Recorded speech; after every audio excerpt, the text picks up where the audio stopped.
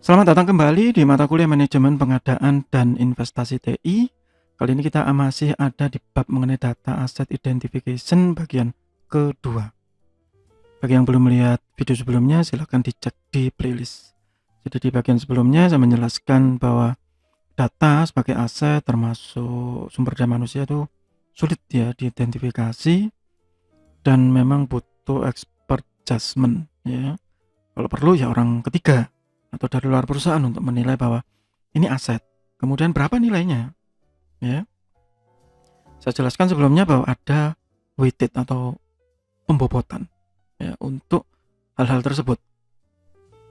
Ya, dengan berbagai kriteria dan ya bisa di-improve dengan sistem pendukung keputusan atau multi kriteria decision making. Sekarang kita lanjutkan di bagian ini untuk mengetahui fixed asset dan intangible asset.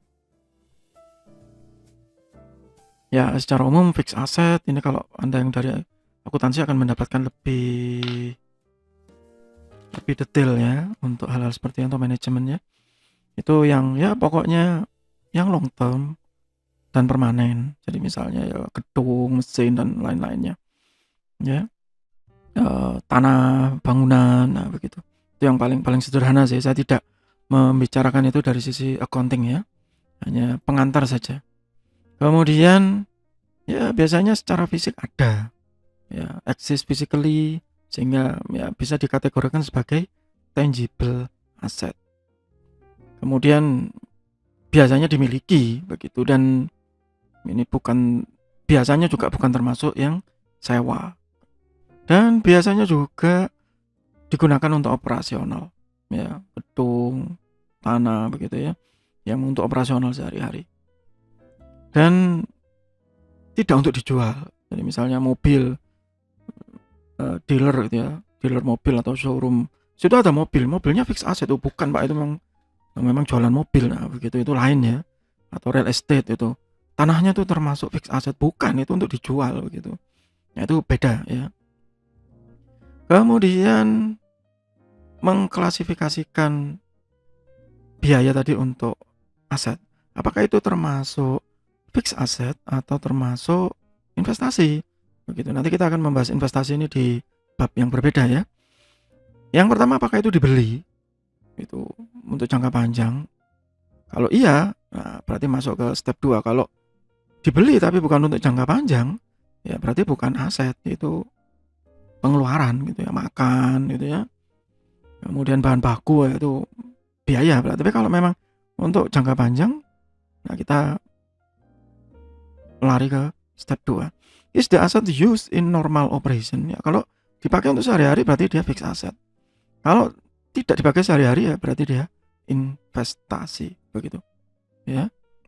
Ya ini urusannya teman akuntansi sebenarnya ya. Tapi kita minimal tahu klasifikasinya.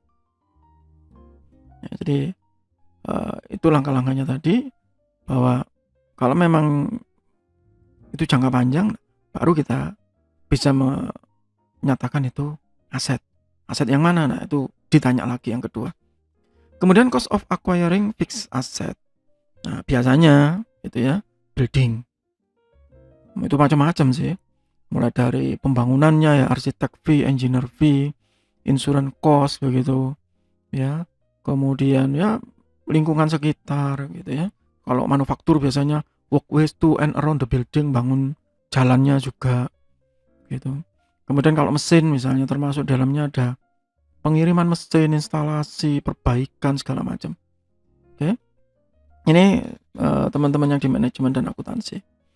Ya, kita hanya dalam ruang lingkup mata kuliah ini gitu ya, hanya untuk pengantar saja. Ya, hanya untuk pengantar bahwa ini loh biaya yang dibutuhkan untuk fixed asset. Ya. Termasuk modifying ya, kalau building misalnya wah ada yang rusak, wah ada yang bocor misalnya begitu. Kalau mesin ya itu tadi waktu pertama kali ya. Dan ya termasuk modifikasi, perbaikan, testing. Ya. Contoh yang lain misalnya tanah. Ya. Tanah, trees and shrub. Ada pohon-pohonnya, entah itu mau ditanamin pohon, taman, atau memang mau dibersihkan, fences ya. Fences itu apa? Pagar ya. Termasuk macam-macam ya. Pave parking buat tempat parkir misalnya. Ya. Dan biasanya ini ada unnecessary cost that do not increase the asset usefulness are recorded as an expense. Nah, misalnya tadi gedung mau dipasangnya apa begitu? Saya mau masang apa? Di situ tuh ada kandang. Kandang buat apa? Nah, biasanya kalau Anda lihat di beberapa gedung pemerintahan biasanya ada kandang ayam bekisar. Nah, begitu untuk simbol ya. Atau saya mau kasih itu tanam-tanaman tapi tanaman hias.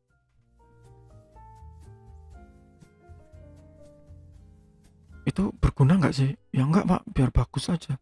Terus ya pokoknya bagus aja, itu kan selera saya. Nah, itu berarti expense ya, bukan termasuk dalam fixed asset.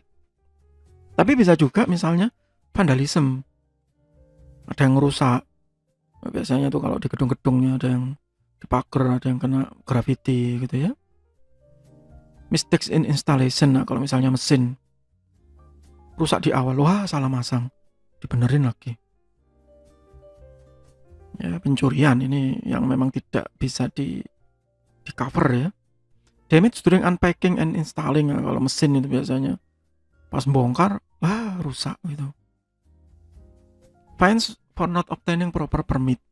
Nah, misalnya gedungnya tidak memenuhi standar tertentu gitu ya, sehingga kena denda, nah itu misalnya, atau limbah gitu. Nah, itu termasuk ya unnecessary cost dan akhirnya jadi expense, bukan termasuk di dalam fixed asset ya. Nah, sekarang gimana dengan data? Apakah data itu fixed asset? Mungkin tidak, tetapi aksesorinya itu yang jadi aset. Misalnya hosting. Kemudian, wah ini harus di-encrypt Pak gitu. Kita harus pakai SSL. Nyewa dong, atau beli ya. Subscription ya. Nah itu cost. Ya, kemudian penggunaannya.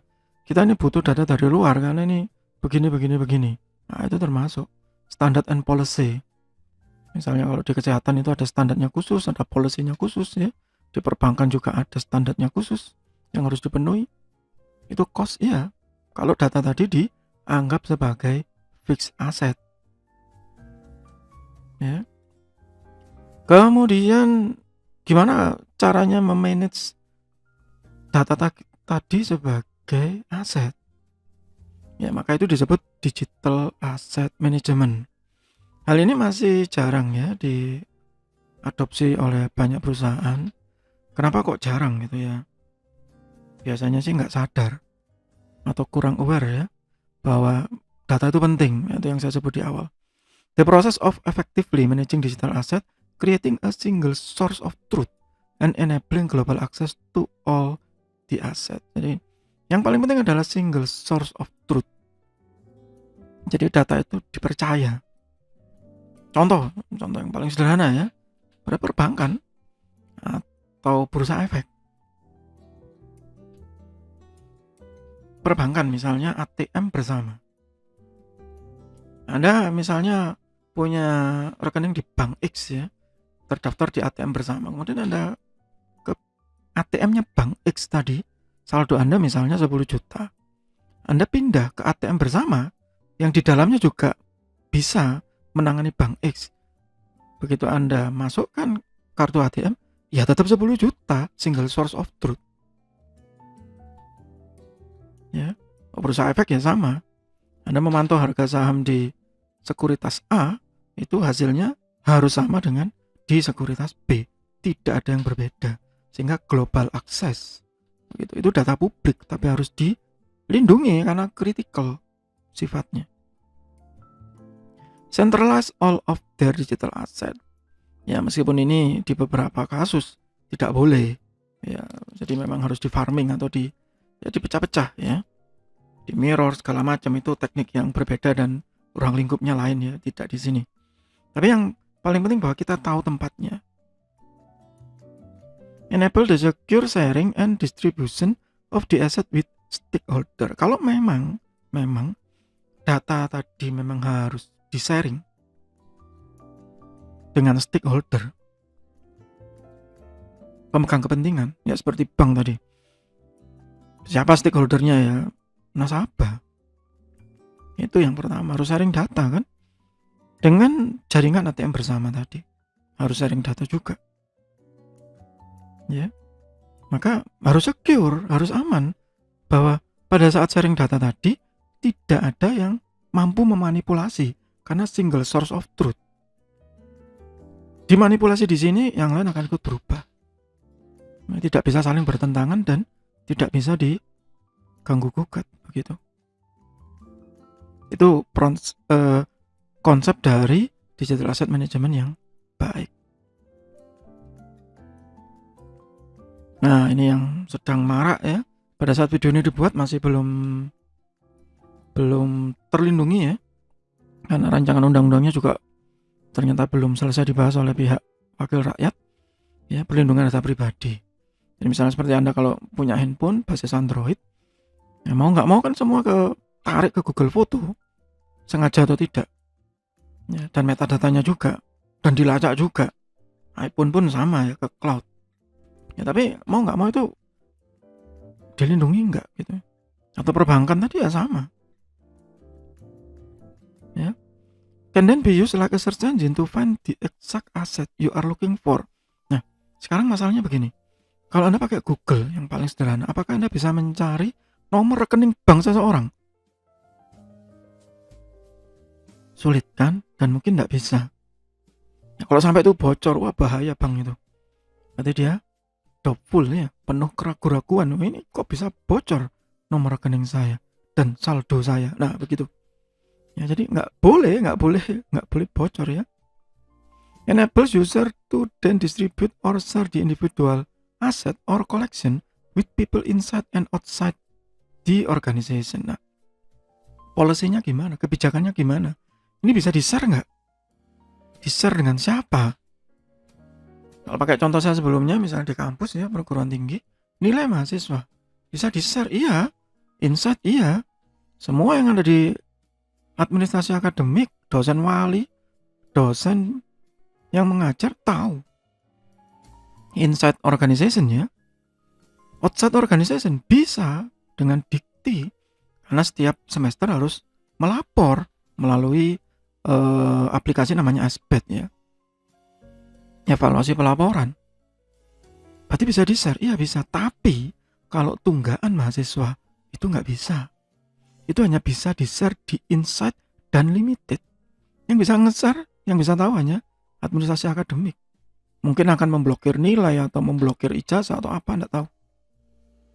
Tapi dosen pun seharusnya nggak boleh tahu loh kalau tunggaan itu.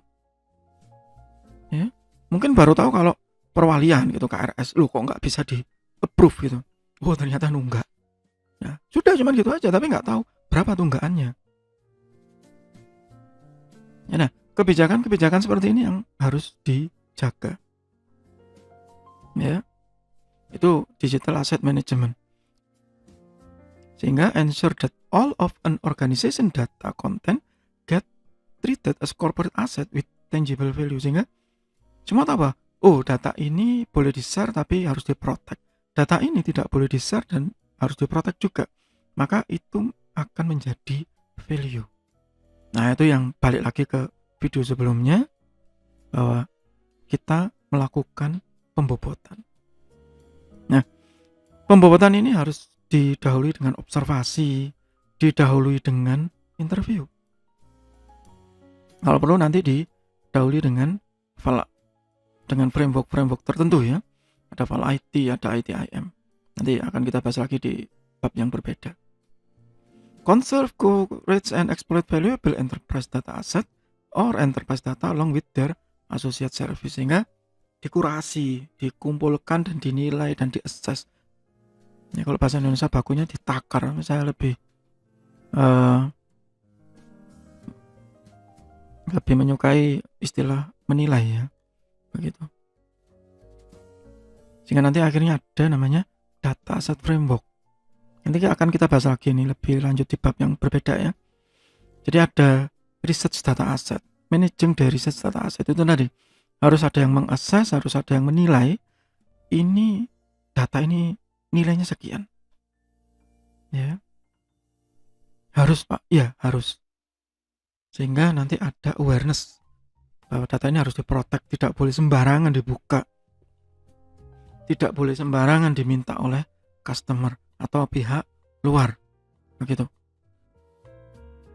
Termasuk laporan keuangan misalnya. Iya, pasti. Sehingga nanti ada ini yang saya sebut sebelumnya ya, a set of survey method to enable data auditor to gather the information. Ya. Data auditor konsultannya ya biayanya nggak murah ya, begitu. Tapi di satu sisi kalau itu perusahaan-perusahaan finansial misalnya finance itu biasanya sih masih mau ya menyewa data auditor. Tapi yang dalam tanda kutip belum aware biasanya pelit ya. Kalau bahasa Indonesia wegah gitu, males nyewa data auditor ya. Kalau Anda dalam posisi praktisi sewa aja mahasiswa untuk PKL atau TA. Anda nggak puas, ambil lagi mahasiswa yang lain untuk melakukan inisialisasi seperti ini. Nah, apa yang dilakukan gitu ya? Find out what data asset ini tadi sudah saya jelaskan. Kemudian explore how those data asset are stored, managed, share, and reused. Ini otomatis itu harus membuat proses bisnis. Identify and risk. Ini berhubungan dengan manajemen risiko. Ya. Kalau Anda ingin mengetahui manajemen risiko, silakan dicek di playlist saya, Disaster Recovery Planning, di situ ada beberapa bab mengenai manajemen risiko. Silakan di-search di situ. Learn about researcher attitude toward data creation and sharing. Nah, ini ya biasanya butuh literatur review ya. Nah, saya lebih menyarankan untuk langkah awal kalau Anda jadi praktisi ya di hire aja mahasiswa-mahasiswa tadi. Kalau Anda posisinya sebagai mahasiswa ya ini peluang untuk dikerjakan sebagai tugas akhir. Suggest way to improve ongoing data management. Sehingga nanti muncul akhirnya saran yang harus dilakukan. Ya. Di situ ada banyak kesempatan untuk sharing data. Mana yang harus di-share, mana yang harus diprotek. Sehingga memberi kerangka untuk pihak developer atau programmernya untuk menampilkan data mana yang harus ditampilkan untuk report, mana yang tidak boleh. Siapa yang berhak mengakses ini, siapa yang tidak. Ya. Sehingga ada awareness. Nah, itu loh yang penting. Hanya waspada saja, hanya paham saja, itu sudah lebih dari cukup. Undertake service gap analysis. Nah, akhirnya ini yang lebih lanjut ya, gap analysis. Kelihatan. Increase awareness of data. Ini sama dengan yang sebelumnya. Assess information strategy development. Ini berhubungan dengan manajemen strategik. Khususnya sistem informasi, information system strategic. Acknowledge and mitigate risk associated with data, sehingga tahu resikonya, tahu cara melakukan mitigasi atau pencegahan atau planning. Sekali lagi bagi Anda yang berminat untuk lebih lanjut memahami tentang ini, Anda bisa cek di playlist saya mengenai disaster recovery planning. Kalau misalnya dibuat tabel begitu ya, Anda bisa melihat tabel ini. Ini perbandingan ya. Apakah itu aset data, aset finansial, aset real estate, rumah, gedung, bangunan, tanah, dan teman-temannya, atau inventory. Ya. Kita bisa lihat bahwa semuanya ini strategik. Nah, sekarang masalahnya durable. Tahan lama nggak?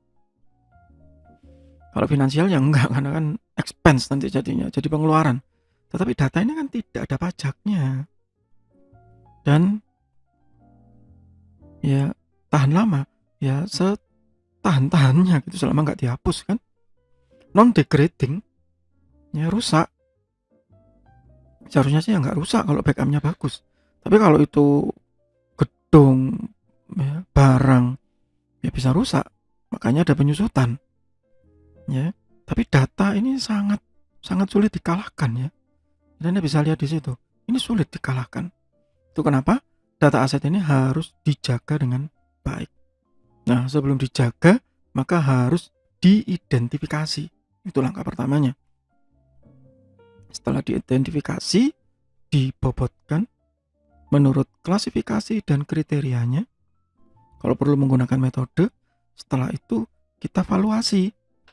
Ya, kita valuation ya, kita hargai berapa data tadi. Sehingga kita bisa menentukan risikonya, kita bisa menentukan langkah-langkah pencegahan pada saat terjadi bencana, mitigasi atau disaster recovery planning. Kita tahu mana yang paling penting, mana yang tidak. Kita tahu mana yang harus di-share dengan pihak luar, mana yang tidak. Kita tahu mana yang di-share di pihak internal dengan level tertentu. Ya. Dan kita paham pentingnya single source of truth. Bahwa hanya satu yang merubah, semua akan ikut. Tidak ada yang saling bertentangan dan itu harus dijaga dengan baik. Ya, data is important, itu yang paling penting. Oke. Demikian bab untuk data asset identification masih di mata kuliah manajemen pengadaan dan investasi TI. Semoga bermanfaat. Tetap sehat, tetap semangat. Terima kasih.